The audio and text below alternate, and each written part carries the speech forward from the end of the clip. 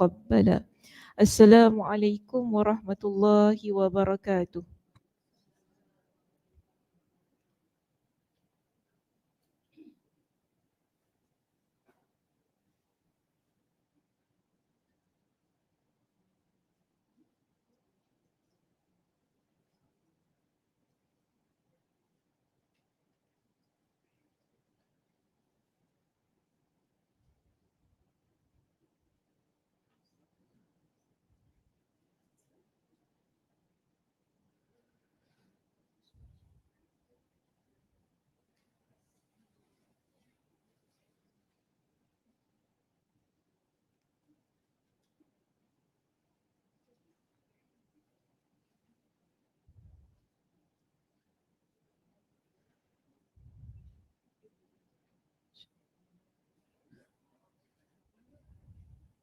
Okay, apa khabar? Semua sihat hari ni?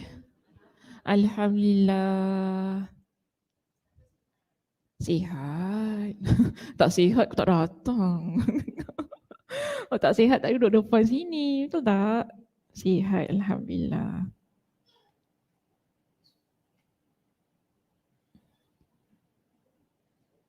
Okay, muka surat apa kita hari ni? 29? Bukan 30? Oh, tak sama page lah? Siapa yang sama page dengan saya? Hadis 252, muka surat apa? 30 kan? Oh, ada yang 29 ya? Semua 29? Cik Ana? 29 juga? 30 tak ada? Saya seorang aja. Subhanallah.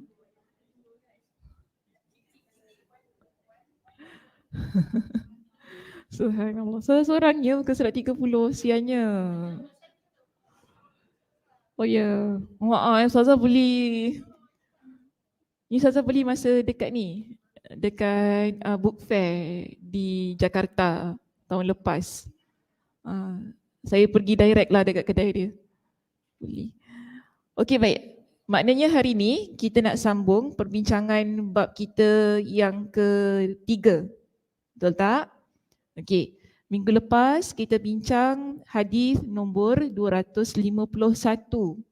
Jadi hari ini kita nak masuk hadis 252 dalam bab yang sama, iaitu bab 3 bertajuk mandi dengan air 1 sa' dan semisalnya, iaitu babul ghusli bis-sa'i wa nahwihi. Hadis 252 muka surat 29 atau 30. Baik, qala al-Imam Al-Bukhari rahimahullah, haddatsana Abdullah bin Muhammad. Qala haddatsana Yahya bin Adam qala haddatsana Zuhair an Abi Ishaq qala haddatsana Abu Ja'far annahu kana 'inda Jabir bin Abdullah huwa wa abuhu wa 'indahu qaumun. Fasa'aluhu 'anil ghusli faqala yakfika sa'un faqala rajulun ma yakfini faqala Jabir kana yakfi man huwa awfa minka sya'aran wa khairun minka thumma ammana fi thawbin. Maksudnya, Abdullah bin Muhammad meriwayatkan kepada kami, dia berkata, Yahya bin Adam meriwayatkan kepada kami, dia berkata, Zuhair meriwayatkan kepada kami dari Abu Ishaq, dia berkata, Abu Ja'far meriwayatkan kepada kami bahawa suatu ketika dia dan ayahnya bersama Jabir bin Abdullah. Di dekatnya ada sekelompok orang, lalu mereka bertanya kepadanya tentang ukuran air yang digunakan untuk mandi. Mandi apa ni? Mandi junub. Jabir menjawab, cukup bagimu 1 sa'. Seorang lelaki berkata, itu tidak cukup bagiku.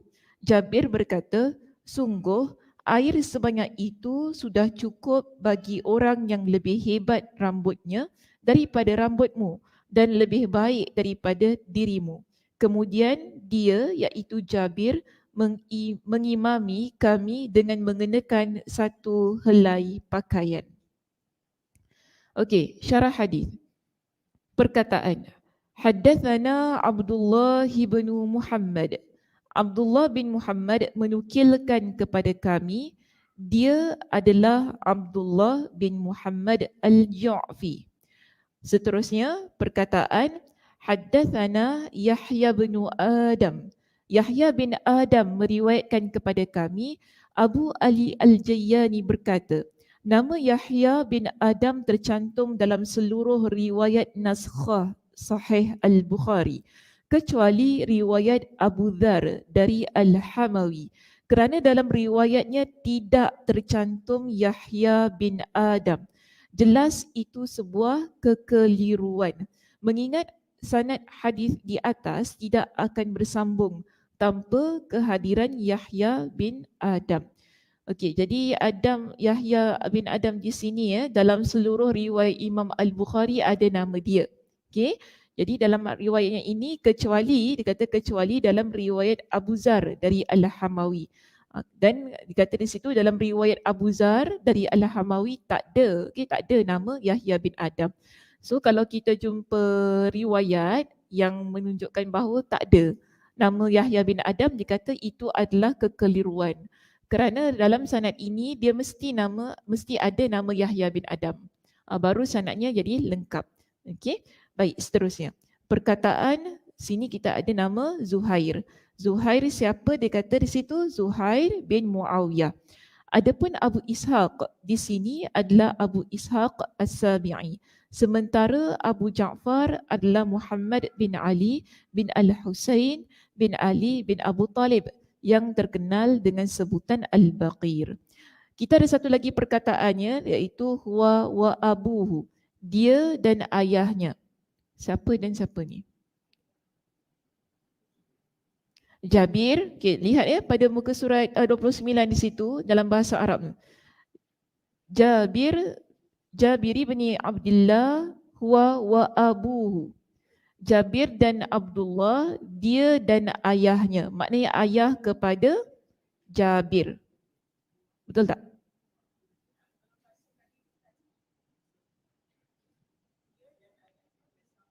No, salah. Abu Ja'far annahu kana inda Jabir bin Abdullah wa abuhu. Ayah kepada Abu Ja'far.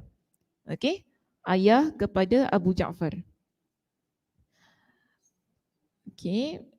Abu Ja'far bersama dengan Jabir bin Abdullah dan ayahnya. Okey. Ayah kepada Abu Ja'far. Perkataan huwa wa abuhu, dia dan ayahnya bernama Ali bin Al-Husain. Wa indahu, dan di dekatnya, maksudnya dekat Jabir bin Abdullah. Gitu maksudnya. Seterusnya kita ada perkataan qaumun. Qaumun maknanya ada satu kaum. Okay, bersama Abu Ja'far, bersama dengan Jabir, juga ayah kepada Abu Ja'far, ada satu kaum. Demikianlah yang tercantum dalam seluruh naskhah Sahih Al-Bukhari yang saya dapatkan. Dalam kitab Al-Umdah tercantum lafaz wa indahu qaumu. Di dekatnya ada kaumnya, yakni dengan dhamir ha. Okey, ada dhamir ha kat situ kan? Qaumuhu. Lalu oleh para pensyarah, dhamir iaitu kata ganti diri di sini, dia kata dirujuk kepada Jabir. Jadi mereka kata kaum di sini ialah kaum kepada Jabir. Dan tentunya dia kata di sini ini adalah sesuatu yang bias dan perlu diulang lagi, ditinjau lagi. Okay? Penerangan yang mengatakan bahawa kaum di situ merujuk kepada kaum Jabir. Riwayat ini sama sekali tidak terdapat dalam Sahih Muslim. Kekeliruan seperti ini juga terjadi ketika dia, iaitu Muslim, menyatakan bahawa dirinya, iaitu penulis kitab Al-Umdah, hanya mencantumkan hadis yang berstatus muttafaq alaih. Jadi di sini kita tak kata kaum itu kaum kepada Jabir, tetapi semua orang yang ada dekat situ. Jadi dia kata kat situ ada sedikitlah perkara yang perlu ditinjau ulang. Maksudnya jangan kata kaum yang ada di kisah ini adalah kaum kepada Jabir. Tapi kita kata itu adalah kaum yang memang ada sekumpulan orang yang ada dalam peristiwa tersebut. Bukan kaum kepada Jabir. Sebab apa? Kalau kita rujuk dalam Sahih Al-Bukhari, semuanya penerangan mengatakan kaum itu secara umum. Tidak menyandarkan ia kepada Jabir. Hanya dalam riwayat Sahih Muslim sahaja yang ada menyebutkan wa qaumuhu. Okey? Baik, seterusnya di sini perkataan fasa'aluhu anil ghusli. Jadi mereka ni iaitu kaum tadi kan yang bersama dengan siapa? Abu Ja'far, Jabir lagi dengan bapa kepada dan bapa kepada Abu Ja'far. Jadi mereka ini semua bertanya kepadanya iaitu kepada Jabir ya, tentang ukuran air yang digunakan untuk mandi. Ishaq bin Rahawai menjelaskan bahawa yang bertanya di sini adalah Abu Ja'far.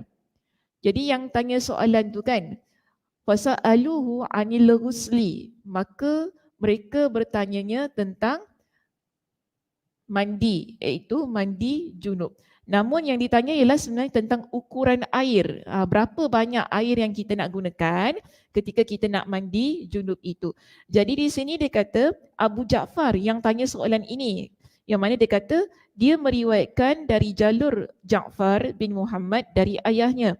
Dia iaitu Abu Ja'far berkata, aku bertanya kepada Jabir tentang mandi junub. Jadi kalau kita lihat dalam riwayat lain secara jelas menunjukkan kepada kita orang yang tanya dalam kes ini, dalam kisah ini ialah Abu Ja'far. Kalau baca macam gini kan tak nampak tahu tak siapa tanya ni.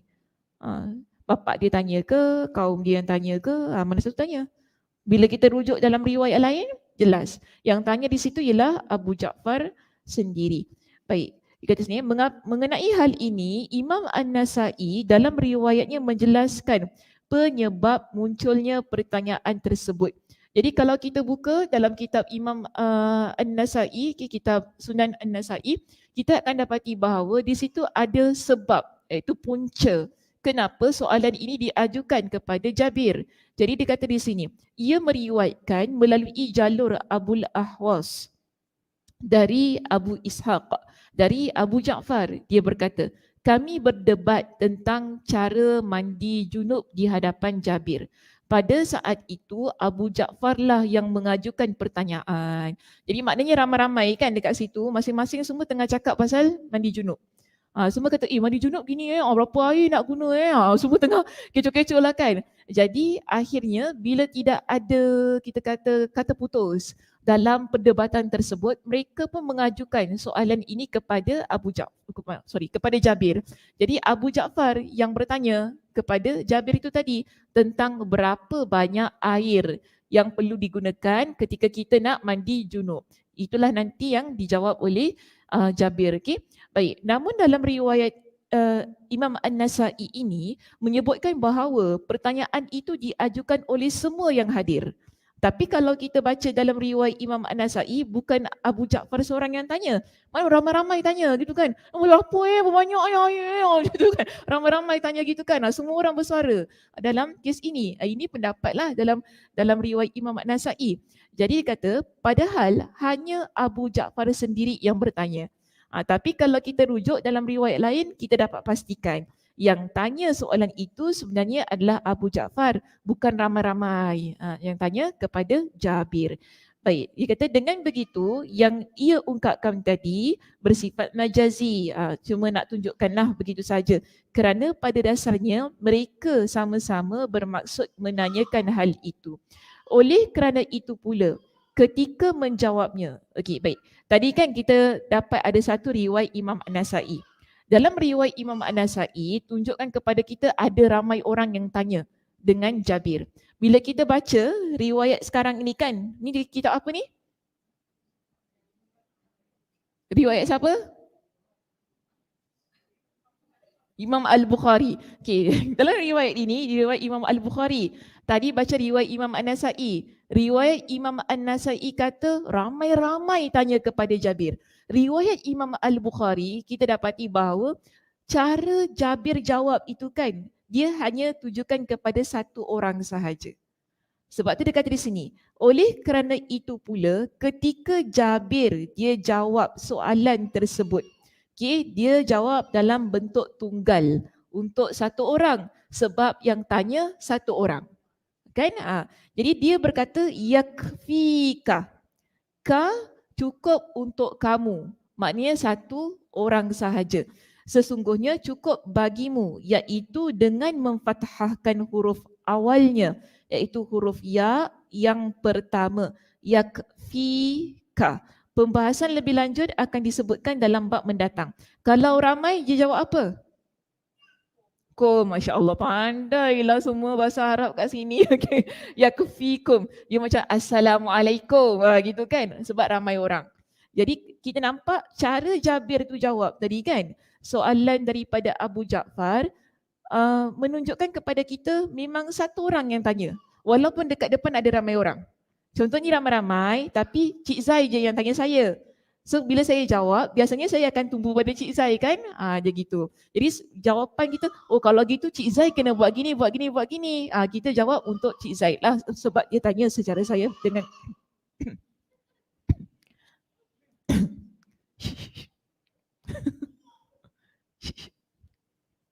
siapa tu bising? Why saya? Tersedak saya. Sekejap Diam tu bukan sebab bising, sebab tersedak.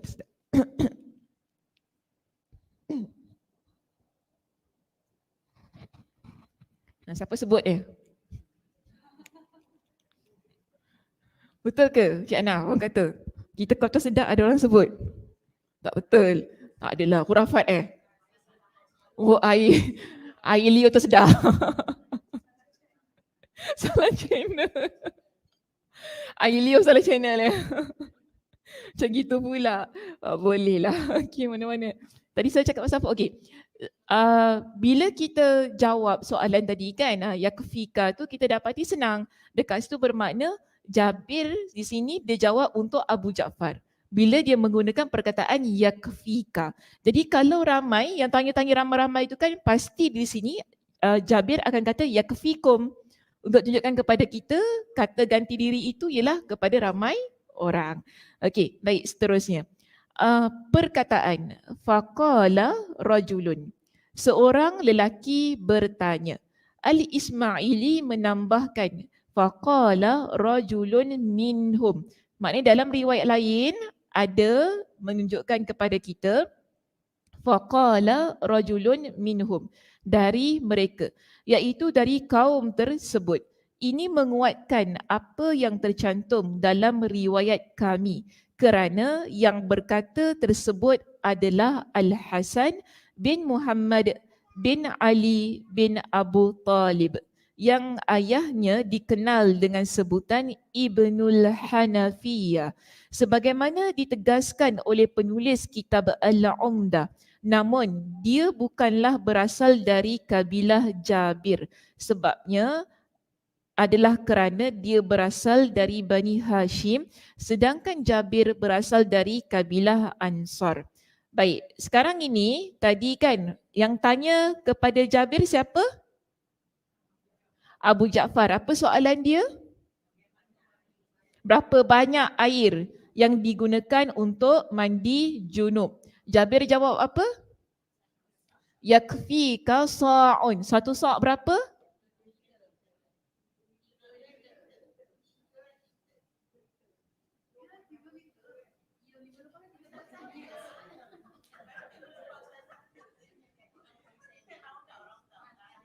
Ya.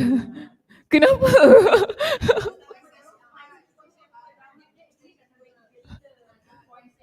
2.7, yes. Sorry, lawak tak saya. Ingat 2.7. Jadi macam dengar 3 liter tu macam pelik. 3 liter. 2.7 lah. Cuma kita nak mudahkan perbincangan minggu lepas kan saya kata 3 liter kan. Okey. Betul. 3 liter. Okey. Okey. Faham. Jadi di sini bila Jabir kata yakfika sa', cukup bagi kamu satu sa'. Yang kita faham hari itu 3 liter. Okey, 3 liter. Ada orang dekat situ. Macam saya tanya minggu lepas kan, 3 liter cukup tak Kak Su mandi? Tak cukup. Semua kata tak cukup. Baik, di sini ada juga orang pada waktu zaman itu kata tak cukup. Bukan kita cakap tak cukup. Sabar dulu, sabar. Kalau badan besar macam mana? Kita asyik fikir badan besar je kan? Asal suara aku ni?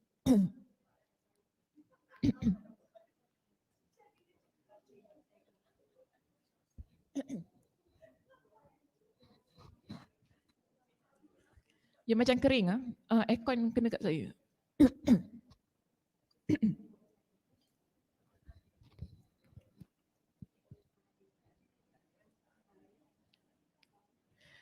Tadi cakap pasal apa? Okey, 3 liter kan? 3 liter. Dah tu yang tanya ni siapa tadi? No. Lepas itu. Faqala rajulun minhum. Okey? Faqala rajulun minhum Al-Hasan. Jadi yang tanya tadi Abu Ja'far, yang jawab Jabir. Lepas tu ada lagi satu orang yang kata kan, iaitu Al-Hasan bin Muhammad bin Ali bin Abu Talib lah dekat situ. Dia kata kepada Jabir, kalau saya tak cukup. Dia kata gitu. Dia kata gitu kepada Jabir. Ma yakfini, lelaki ni kata, iaitu Al-Hasan. Al-Hasan bila dengar, satu sak, mana cukup? Ma yakfini, dia kata tak cukup untuk saya. Jabir pun dia kata dekat sini. Dia kata apa? Kana yakfi, cukup. Jabir kata. Cukup. Kana yakfi. Man huwa awfa minka sya'ran wa khairun minka. Iaitu dia kata awfa di sini perkataannya lebih hebat. Makna ini boleh saja mencakupi sifat tekstur, rambut dan ukurannya. Artinya, rambut Nabi SAW lebih panjang dan lebih lebat daripada rambut engkau, wahai Hasan. Ini kata Jabir kepada Al-Hasan. Jadi kalau Nabi yang rambutnya lebat, yang badannya tu, Nabi tinggi tau, badannya tinggi tu kan, boleh cukup dengan 3 liter, yang maknanya dia itu lebih bagus, lebih hebat daripada engkau, takkan kau tak cukup? Itu kata Jabir. Jadi Kak Som, cukup Kak Som 3 liter. Mandi sikit-sikit lah gitu kan. Orang kata ala kadar lah kan 3 liter dekat situ. Ya. Oh, Rasulullah boleh kuatkan air daripada jari je sebab tu dia cukup. Tak adalah, ni macam cerita apa pula. Itu cerita lain, Okey, tapi di sini nak kata cukup sebab Jabir kata Nabi yang rambut tebal daripada Hasan, yang badan dia lagi besar daripada Hasan, cukup 3 liter mandi. Jadi maknanya engkau Hasan cukuplah. Itu kata Jabir kepada Al-Hasan. Baik, kita ada perkataan apa? Wa khairun minka, dan lebih baik daripada kamu. Lebih baik itu maksudnya daripada sudut fizikal kan, bentuknya yang lebih mantap. Itulah maksud Jabir kepada Al-Hasan. Yang bawah tu tak apalah, tinggalkan. Okey, summa ammana. Okey, perkataan summa ammana. Kemudian dia mengimamkan kami. Siapa dia? Jabir. Artinya yang mengimamkan kami itu bertindak sebagai fa'il dari kata ammana. Ia adalah Jabir. Hal ini sebagaimana yang akan disebutkan dengan lebih jelas lagi melalui praktik yang dia lakukan dalam kitab As-Salah. Itu nantilah dalam kitab As-Salah kita akan bincangkan dengan lebih terperinci berkaitan dengan imam tadi. Ada sebahagian orang yang berpendapat bahawa sebenarnya yang mengimamkan solat tersebut adalah Rasulullah sallallahu alaihi wasallam. Sedangkan Jabir yang memberitahukan hal itu. Pertanyaan ini tak perlu dihiraukan, tak payahlah, you just ignore it. Okay, tak payah fikir-fikirlah tentang hal itu, siapa yang imamkan apa kan. Nanti insya-Allah lah dia kata kita akan bincangkan dalam kitab Salah. Baik, dalam hadis ini terdapat beberapa hal atau faedah yang dapat kita jadikan renungan. Baik, pertama, penjelasan bagaimana di kalangan para ulama salaf, iaitu umat Islam yang terdahulu, berargumentasi dengan perbuatan-perbuatan Nabi sallallahu alaihi wasallam untuk selanjutnya meneladani perbuatan baginda sallallahu alaihi wasallam.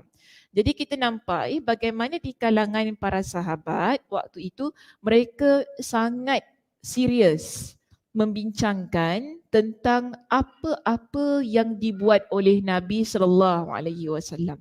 Jadi bila mereka duduk-duduk ni biasanya mereka akan bincang. Kita lepak-lepak kita bincang apa? Oh, masak. Tak bincang pasal tata cara mandi Nabi ya? Tak ada. Orang tu tahu buku dah sudah. Tak ada masa lah. Cukup-cukup lah sakit kepala dalam kuliah Ustazah Sakinah gitu ya. Oh.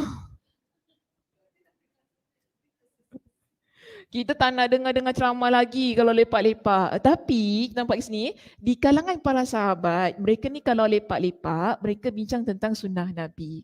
Okay, sunnah Nabi itu maksudnya perbuatan Nabi SAW.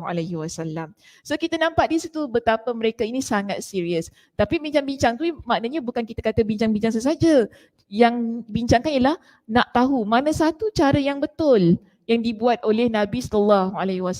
Antara perbincangan mereka ialah tentang mandi junub itu tadi. So bila mereka bincang-bincangkan, bincang-bincang tadi, mereka dapat tahu mana yang betul, ukuran airnya berapa.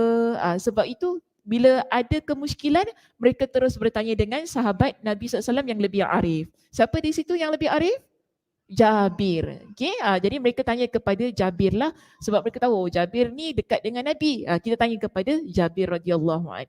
So bila Jabir itu menjawab, kita lihat jawapan yang diberikan ialah untuk memberikan sesuatu yang dia tahu tentang apa yang dilakukan oleh Nabi SAW. Jadi bila bila Jabir jawab itu, mereka pun ada kemusykilan lain, mereka akan tanya lagi. Macam tadi kan, yang tanya berikutnya siapa? Hasan. Okay. Hasan tanya, oh tak cukup lah untuk saya. Maknanya boleh tak kalau kita nak lebihkan lagi? Boleh tak?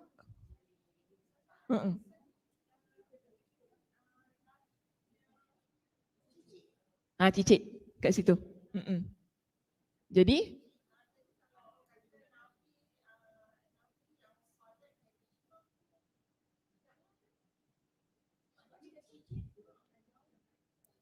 Tak mustahil juga kalau dia kahwin muda.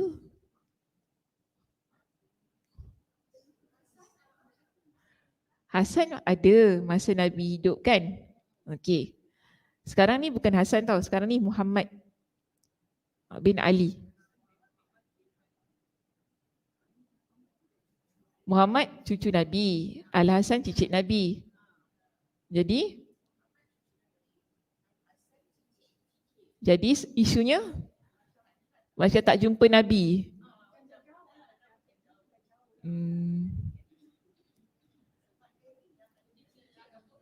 Boleh jumpa juga sebab zaman dulu pun belum dewasa lagi. Okeylah, tak apalah, nanti bincang lain. Okey. Sorry tak nak bincang kat sini. Nantilah bincang lain. Kita bincang.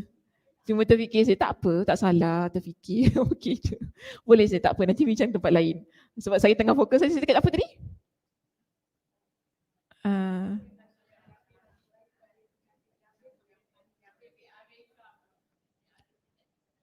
Jabir lebih arif. Sebab ia dekat dengan Nabi je. Okey, soalan-soalan yang diajukan pada waktu itu ialah untuk mereka ini banyak berbincang tentang sunnah-sunnah Nabi SAW. Jadi setelah mereka berbincang tentang sunnah-sunnah Nabi itu kan, di sini tujuannya lah untuk meneladani.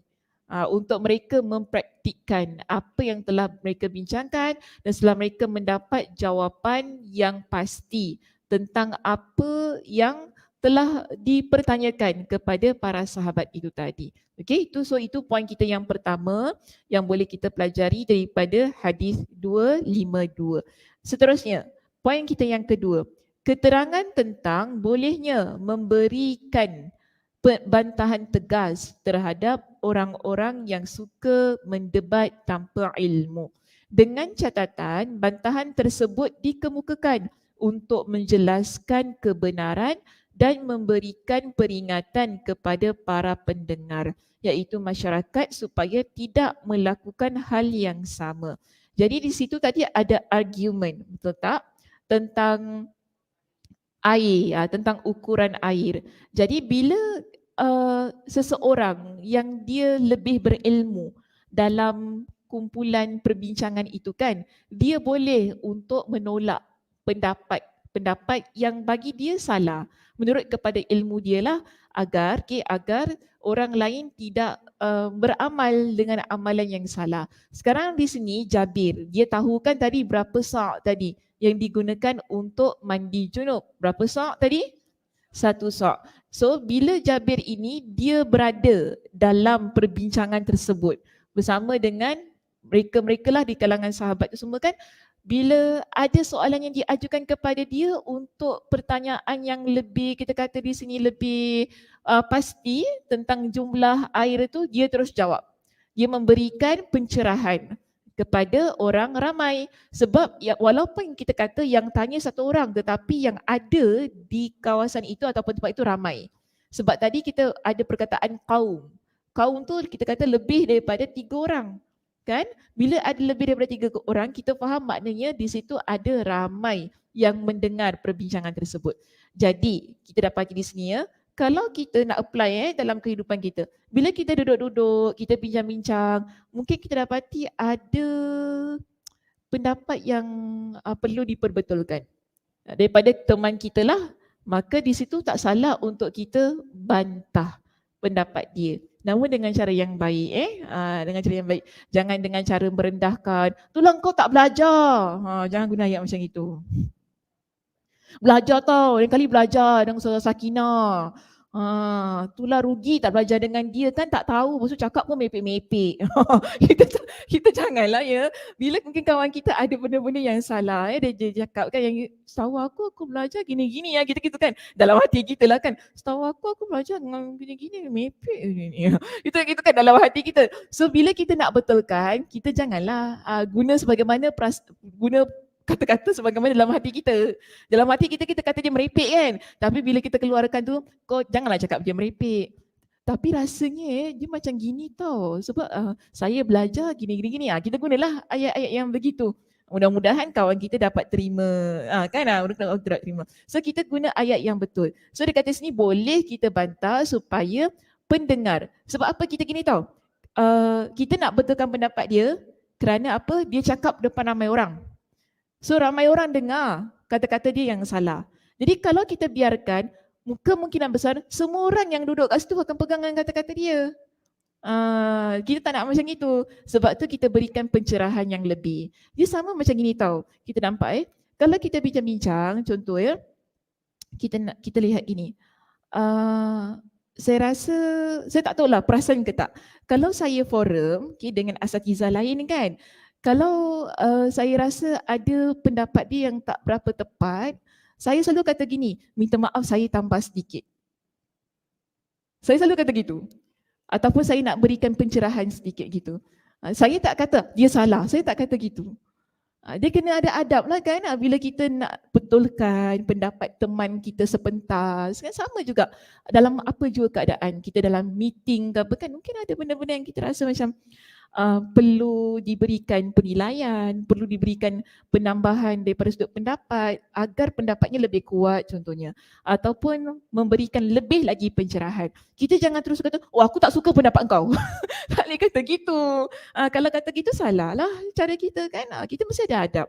Apa pun kita buat, mesti je beradab. Supaya tak memperkecilkan teman kita. Tak rasa dia, tak buat dia rasa macam tak bagus, jangan gitu. Kenapa? Oh sejuk, sejuk pula. Pelan kan? Dia sedap. Dia rasa Allah tak sejuk. Orang lain sejuk gigil dah ya. Lagi-lagi dengar saya berbual, gigil terus. Maka gitulah poin kita yang kedua. Dia sama ya, bila kita nak apply dalam kehidupan dengan mak ayah kita pun begitu. Kadang-kadang mak ayah kita ni ada berbual yang kadang-kadang kita rasa apa dia berbual kenapa macam pelik itu kan. Pendapat biasa, pendapat-pendapat orang lama. Kadang-kadang ada pendapat-pendapat yang kita rasa macam tak tak bertepatan dengan ilmu kita. Tapi kita janganlah terus kata meripik lah mak ni. Jangan kata gitu. Kan, meripik lah mak ni. Itulah mak bukan nak belajar kan. Macam inilah. Tak boleh, tak boleh. Sebab tu Allah kata wakhfid janahak. Jadi dengan mak ayah ni kita kena rendahkan sayap kita. Sayap kita tinggi tau. Memang kita rasa kita ni tinggi sebab kita kuat, kita pandai, kita banyak duit kan. Sayap kita ni macam ni kan. Tapi Allah ingatkan rendahkan sayap kamu di hadapan kedua ibu bapa kamu. Kerana apa? Kita ni kalau kita tinggikan sayap tu kan memang kita akan perkecilkan mak kita. Kita rasa mak kita tak pandai. Itulah taunya masak je gitu. Kita cakap-cakap yang bukan-bukan lah kan dengan mak ayah kita. Yelah mak apa tahu? Mak tak tahu. Mak duduk tengok TV je drama Astro. Lain kali pergilah belajar. Kita tak boleh kata gitu walaupun mak kita malas belajar. Walaupun kita rajin belajar. Walaupun kadang-kadang mak kita ni dia ada ialah semua mak ayah ada dia punya cara-cara yang tersendiri. Apapun keadaan kita kena rendahkan. Okay, rendahkan diri kita di hadapan mak ayah kita. Sama juga dengan kawan-kawan apa kan, jangan kita rasa diri kita lagi bagus, lebih hebat. Sebab itu nanti akan menyebabkan pendapat kita tak boleh diterima. Walaupun pendapat kita betul macam mana pun, tapi kalau kita cakap dengan cara yang meninggi diri, agak-agak orang boleh terima. Orang tak boleh accept. Bila kita dah mula merendahkan orang lain, kata, bukan setakat teman tu, orang yang dengar kat depan pun tak boleh terima. Kan, ustazah tu dahsyat perangai. Itu tak sangka ustazah-ustazah pun macam gini. Gitu keadaannya. Orang akan nampak betapa kita ni sangat meninggi diri, menyombongkan diri. Kan tak boleh sedemikian. So apa pun keadaan kena jaga adab. Ini poin yang kedua. Okay, dia beritahu kepada kita, tak salah untuk kita bantah dengan tegas, tetapi dia mesti beradab. Okay, memberikan penjelasan dan peringatan itu. Seterusnya yang ketiga, penjelasan perihal makruhnya berlebih-lebihan dan boros dalam menggunakan air. Ingat ya, jangan membazir air. Guna mengikut keperluan badan kita. Ya.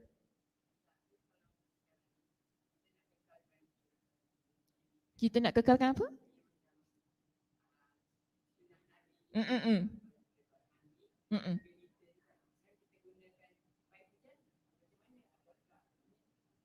Nak kena timbang. Nak kena ukur. Dalam baldi. Letak dekat air mineral water yang 1.5 tu ukur. Macam gitu. Tak ikut kepada konteks lah bagi saya. So kalau konteks kita hari ini kan, kita lebih selesa mandi dekat shower tu, mandilah gitu. Cuma kalau betul-betul nak ikut kepada sunnah tadi kan, macam yang Cik Asia kata kan, saya betul-betul ikut sunnah. Kalau nak ukur macam mana, ambil, sediakan 1.5 botol tu kan. Okay, tadi satu sak berapa? 3 liter. Berapa kali tu? 2 botol kan? Okay, ukur. 1, 2, dah mandi. Tengok air, tak cukup. Buka shower balik mandi.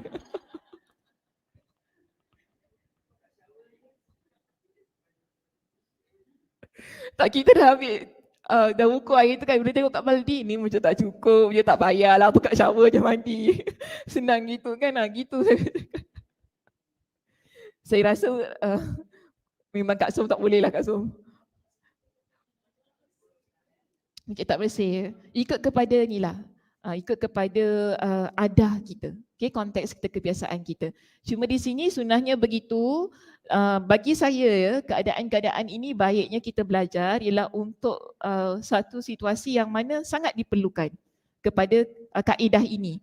Okay, kepada kaedah yang mana mungkin tak ada air banyak waktu tu kan. So kita tahu macam mana nak buat. So mungkin kita rasa macam tak cukup lah berguna 3 liter ni, mungkin kita was-was ke apa kan. So dah tak ada isu dah sekarang.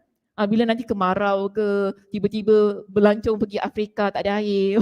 Kan contohlah kan. Sekarang kan suka orang melancong pergi South Africa ke, tak ada air pula kat sini kan. Kita tahu dah, tak apalah, 3 liter air tu dah boleh cukup untuk saya mandi junub ataupun mandi hadas. Alhamdulillah. Ilmunya dah ada, kita boleh praktikkan. Okey, pada waktu-waktu yang diperlukan. Baik, seterusnya ya, hadis kita yang terakhir dalam bab ini. Hadis 253 di situ. قال الإمام البخاري رحمه الله حدثنا أبو نعيم قال حدثنا ابن عيينة عن عمرو عن جابر بن زيد عن ابن عباس أن النبي صلى الله عليه وسلم وميمونة كانا يغتسلان من إناء واحد. وقال يزيد بن هارون وبهز والجدي عن شعبة قدر صاع. قال أبو عبد الله كان ابن عيينة يقول أخيرا عن ابن عباس عن ميمونة والصحيح ما روى Abu Nuaim. Baik, maksudnya Abu Nuaim meriwayatkan kepada kami, dia berkata, Ibn Uyainah meriwayatkan kepada kami dari Amr, dari Jabir bin Zaid, dari Ibn Abbas, bahawa Nabi SAW dan Maimunah mandi bersama dalam satu bejana. Okey, ini juga maksudnya pendapat Yazid bin Harun, Bahaz dan Al-Juddi meriwayatkan dari Syu'bah dengan lafaz seukuran satu sa'. Abu Abdullah berkata belakangan, maknanya terkemudian Ibn Uyainah meriwayatkan dari Ibn Abbas, dari Maimunah menggunakan lafaz an. Namun yang benar adalah yang diriwayatkan oleh Abu Nuaim tersebut yang menggunakan lafaz anna. Gitu, tak apalah. Yang kedua tu, itu cuma penerangan tentang riwayat. Okey, kita terus masuk kepada syarah hadis. Di sini kita ada perkataan ana Amrin, dari Amr, iaitu Amr bin Dinar. Sedangkan dalam Musnad Al-Humaidi tertulis Sufyan meriwayatkan kepada kami, dia berkata. Amr mengkhabarkan kepada kami, dia berkata. Abu Sya'ath mengkhabarkan kepada kami, Abu Sya'ath ini adalah Jabir bin Zaid yang telah disebutkan. So ini kunyah dia, ya. Tapi dia adalah orang yang sama, iaitu Jabir bin Zaid sebagaimana dalam sanad kita pagi ini. Baik, perkataan qala Abu Abdullah, Abu Abdullah ini ialah Imam Al-Bukhari itu sendiri. Perkataan kana Ibnu Uyainah, belakangan iaitu yang terakhir Ibn Uyainah. Baik, yang kita bincangkan hari itu Nabi mandi dengan siapa? Hadis riwayat mana? Nombor berapa?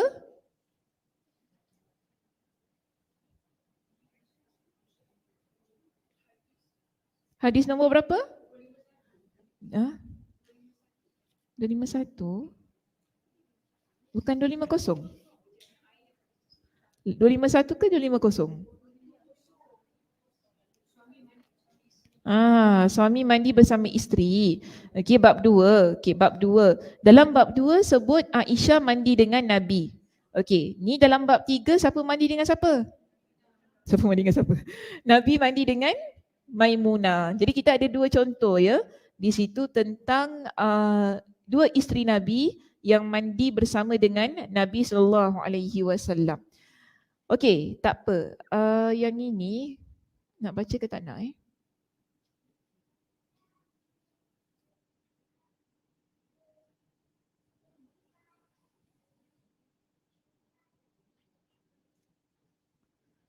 Okey, cari perenggan dari pembahasan hadis di atas. Dekat kitab tu muka surat berapa? 33. Oh ya, dari pembahasan hadis di atas 34. Okay. Dari pembahasan hadis di atas dapat diambil faedah bahawa menurut pendapat Al-Bukhari, saya nak terus masuk pada perenggan itu. Kalau saya dalam kitab dalam muka surat 35, kalau yang lain 34. Okey. Kita terus, ya, masuk perenggan itu dari pembahasan hadis di atas, iaitu hadis 253 di sini, ya. Okey. Dapat diambil faedah bahawa menurut pendapat Al-Bukhari tidak sama antara lafaz an dan lafaz inna. Kenapa? Hujan lebat. Hujan-hujan. Cermin basah. Okey, lafaz anna tak sama dengan lafaz an. Muka surat, hadis 253 Cuba lihat kembali dalam bahasa Arabnya. Kita di sini kan, dia kata, Ani bani Abbasin annan nabiyya. Okey? Dalam riwayat yang pertama di sini, guna perkataan anna. Annan nabiyya. Dapat tak? Dapat ya? Okey. Tetapi dalam riwayat yang lain menggunakan Ani bani Abbasin an Maimunah. Dia guna perkataan an. Okey? Nampak ya? Nampak ya begitu. Jadi riwayat pertama kata annan nabiyya sallallahu alaihi wasallam wa Maimunah. Menggunakan anna. Riwayat kedua kata kemudian Ibn Uyainah bila diriwayatkan dia guna ani bani. Okey, ani bani dia guna perkataan an dekat situ. Jadi masuk balik muka surat berapa tadi? 34 34. Dia kata begini, tidak sama antara lafaz an fulanin dan lafaz inna fulanin. Beza dua-dua ini.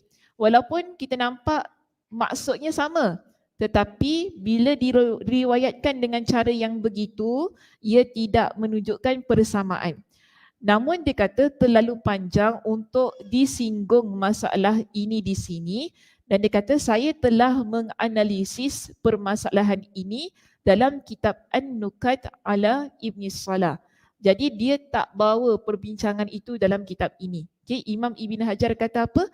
Dia berikan perbahasan itu dalam kitab An-Nukat. Nak kata macam ini, riwayat yang menggunakan inna lebih kuat daripada menggunakan an. Okey? Jadi sebab tu kata lebih baik kekal pada riwayat yang pertama, iaitu yang tadi Ani bani Abbasin anna. Riwayat yang pertama itu lebih kuat kalau nak dibandingkan dengan perkataan dengan riwayat yang menggunakan lafaz an. Itu tak apalah, itu cuma saya bagi sekali lalu saja ya untuk menunjukkan ada perbezaan antara kedua-dua riwayat. Seterusnya, sebahagian pensyarah hadis mereka mendakwa bahawa hadis Maimunah ini tidak ada relevannya dengan judul bab. Judul bab cerita tentang apa?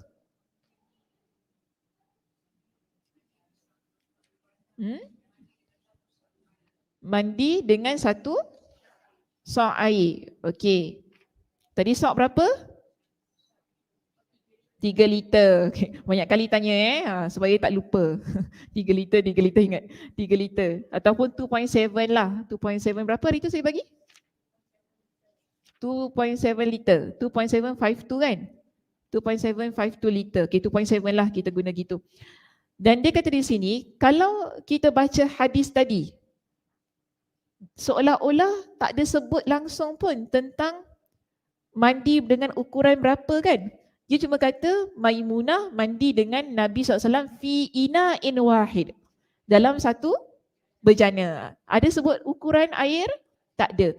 Sebab tu dia kata sebahagian pensyarah, iaitu mereka yang mensyarahkan hadis ini mendakwa bahawa hadis Maimunah tadi tak ada langsung kaitan dengan judul bab, kerana tidak menyebutkan berapa kadar air yang terdapat dalam bejana yang digunakan untuk mandi junub itu. Baik, kita berikan jawapan begini kepada yang mengatakan tidak ada relevan hadis ini dengan tajuk kita pada pagi ini. Maka dia kata, jawapannya adalah hal itu dapat diketahui melalui premis yang lain, maksudnya riwayat yang lain. Riwayat yang lain, iaitu ukuran bejana-bejana mereka. Para sahabat saat itu begitu kecil, sebagaimana ditegaskan oleh Imam Asy-Syafi'i dalam beberapa tempat, iaitu dalam beberapa riwayat hadis. Dengan begitu, hadis ini dapat dikategorikan ke dalam ucapan beliau pada judul bab wa nahwihi dan semisalnya. Artinya semisal ukuran satu sa'. Baik, kalaupun kita kata dalam hadis tak sebutkan berapa ukuran tu, tak kata 1 ke 3 ke 4 ke apa kan, tetapi kita faham bahawa kebiasaannya konteks pada waktu itu di kalangan para sahabat mereka menggunakan bekas-bekas yang kecil. Mereka tidak menggunakan bekas yang besar.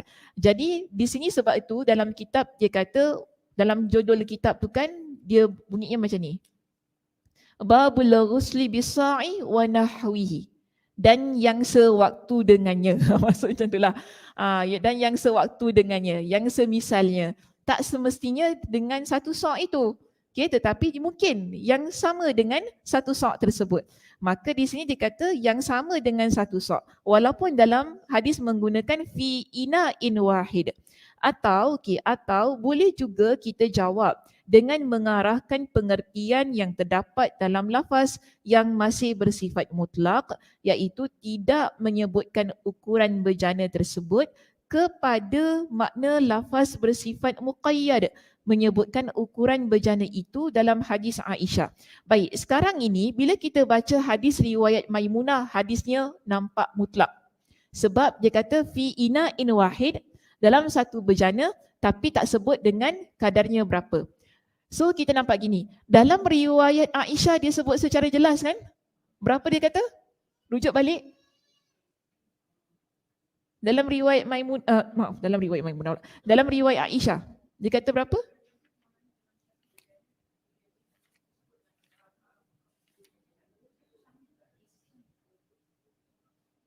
Dia kata apa?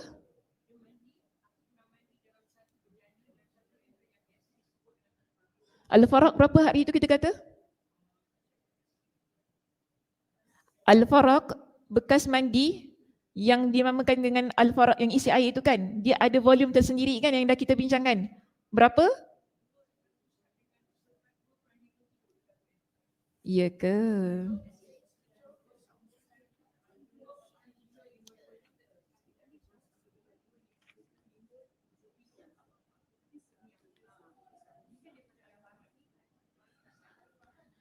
Al-Faraq 3 sa'. Al-Faraq berukuran dengan sama dengan 3 sa'. Jadi bila kita baca hadis Maimunah ni, dia tak cakap berapa sa'. Kan? Namun kita faham, kalau Nabi mandi dengan Aisyah menggunakan Al-Faraq, maka dalam kes Maimunah ini juga Nabi menggunakan Al-Faraq. Satu hadis yang mutlak kita dapat muqayyadkan dengan satu hadis yang menunjukkan kadar itu tadi. Hadis Maimunah tak sebutkan apa-apa, cuma sebut fi ina'in wahid, pada satu bejana. Okey, bila kita baca hadis Aisyah, Aisyah kata apa? Bejana itu biasanya kita panggil sebagai al-faraq. Dan kita dah belajar minggu lepas al-faraq itu berapa volume air dia? 3 sa'. Sa' Kak Som. Sebut Kak Som sekali lagi. Sa'. Bukan syak. Okay, syak tu maksud lain. Sa'un. Okay, sa'. 3 sa'. Jadi kita ada 3 sa' di situ dalam Al-Faraq. Maka kita faham dekat sini dia katakan bejana itu berupa benda yang disebut dengan Al-Faraq. Aisyah guna Al-Faraq ketika dia mandi dengan Nabi. Baik. So ketika mandi dengan Maimunah, Nabi mandi dengan Maimunah menggunakan bejana yang disebut dengan Al-Faraq juga, yang berukuran 3 sa'. Hal ini dikarenakan keduanya iaitu Aisyah dan Maimunah adalah isteri Nabi SAW, dan setiap mereka pernah mandi bersama baginda. Itu artinya masing-masing mendapat bahagian ukuran air yang lebih dari 1 sa'. So kalau 1 sa' itu untuk 1 orang mandi. Jadi kalau 2 orang mandi, kita guna 3 sa'. 3 sa' berapa liter? 9 liter. Dengan demikian, hadis ini juga dapat dikategorikan ke dalam judul bab, kerana ukuran al-faraq itu mendekati ukuran sa'. Kan? Sebab dalam judul kita guna perkataan as-sa'u. Jadi bila di sini tak sebut, kita faham Nabi dengan Maimunah mandi guna al-faraq itu tadi, ia berkaitan dengan 3 sa'un. Okay, wallahu a'lam bisawab. Okay, itu sahaja perbincangan kita pagi ini. Boleh? Nak sambung ke? Janganlah malas. Sebab nanti dia tergendala. Saya nak cuti kan, nanti dia berhenti macam tu, tergantung, dia hanging. Lebih baik tak apa, tinggalkan saja, insya-Allah kita baca nanti bila kuliah dah mula semula. Okey, ada apa soalan sebelum kita bersurai? Tak ada, semua okey ya? Yang tentang hadis Maimunah Aisyah tu faham tak? Apa namanya? Okey. Dia bilang berapa? Okey, jadi so kita ikut ukuran sebagaimana Nabi mandi dengan Aisyah walaupun Maimunah tak sebut. Okey, betul. Macam itu kefahamannya. Baik, wallahu a'lam bissawab. Okey, insya-Allah kita jumpa pada bulan September insya-Allah. Minggu depan kita dah cuti. Jadi saya jumpa semua insya-Allah, mudah-mudahan jumpa bulan September. Kalau ada apa-apa perubahan, tarikh nak buka kuliah ke apa, nanti saya maklumkan. Siapa yang pegang Kak Zah Kak Zah. Kalau siapa-siapa yang belum beri number pada Kak Zah, boleh beri. Nurza lah, Kak Zah Saya dengan Kak Zah. Yang Kak Nurza boleh bagi number dia. Kalau ada apa-apa update tentang kuliah dekat Masjid Yusof Ishak, nanti Kak Zah akan maklumkan. Okey, saya tutup dengan tasbih kafarah. Subhanakallahumma wa bihamdika asyhadu an la ilaha illa anta astaghfiruka wa atubu ilaik. Assalamualaikum warahmatullahi wabarakatuh.